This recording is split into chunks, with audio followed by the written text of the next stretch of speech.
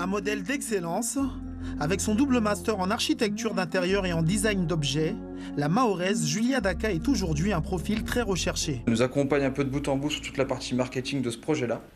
Et on a d'autres missions avec Julia sur la partie justement déco d'intérieur pour des projets un peu plus ciblés. Mon travail consiste à magnifier l'espace et à rendre certaines choses palpables, certaines émotions, certaines envies, certaines vibrations.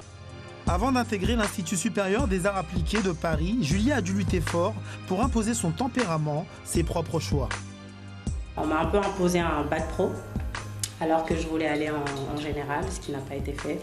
Et à partir de là, vu que je savais très jeune, dès l'âge de 13 ans, que je voulais devenir architecte, ça m'a mis tout de suite des bâtons dans les roues, mais j'ai eu des profs qui ont réussi à un peu sauver les meubles, comme on dit.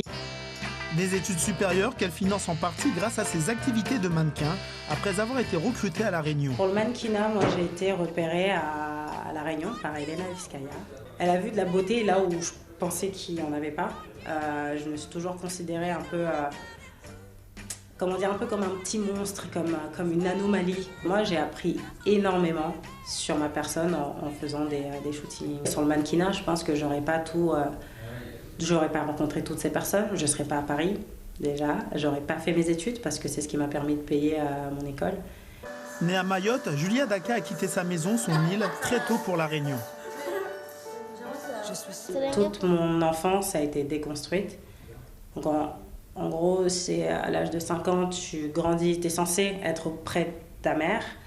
Moi, je déconstruis cette relation mère-fille. Je pars vivre avec ma grand-mère, avec nos cousins, cousins, cousines. On était 8 à la maison, 10 à l'île de La Réunion, au port. Et en fait, je passe d'une maison en dur, donc avec du parpaing et tout ça, à une case en tôle. Julia est aussi la présidente de l'association Sadaka, don de soi en Shimaoré. Une structure très dynamique, internationale, créée en 2020. Son objectif, venir en aide grâce à la culture, l'art, à la jeunesse mahoraise. Comment amener ces enfants à avoir un regard neuf sur eux et à se redéfinir, se reconstruire, repenser leur identité et à se l'approprier au final. Et c'est pas parce que tu es un enfant isolé, c'est pas parce que tu es un clandestin, c'est pas parce que même tu es déscolarisé ou tu es en décrochage parce que l'école n'est pas pour toi. Moi, l'école n'était pas pour moi et pourtant j'ai fini avec un master. Et en fait, c'est juste à quel point tu te pousses et à quel point tu vas chercher ce qui est à toi. On a lancé une campagne de financement participatif pour faire appel à la générosité des personnes qui pourront faire des dons.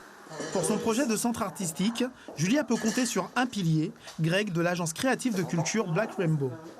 Moi, ma partie est plus stratégique, entre guillemets, et économique.